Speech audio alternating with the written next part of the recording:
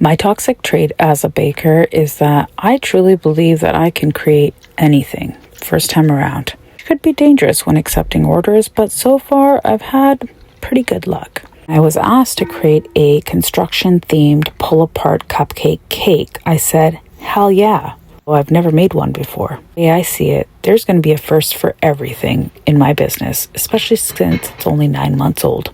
And honestly, I've frosted cupcakes before, so how hard could it be to create the number 3 out of cupcakes to make a cupcake cake?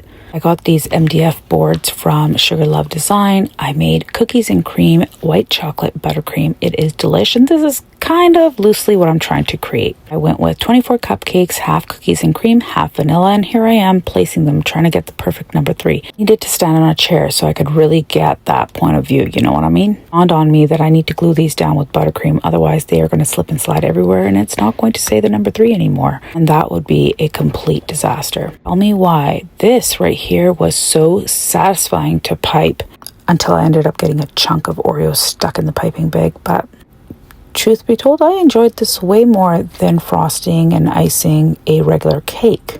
I truly felt like an artiste. I originally thought I would keep them in dollops like this, but then I realized it didn't quite look like the number 3, so I decided to smooth it all out and create a blank canvas. Then I printed some edible images. These were so freaking cute. I wanted watercolor construction images. This right here was probably the most time-consuming part, cutting each individual shape out, placing it on fondant, and then cutting that out.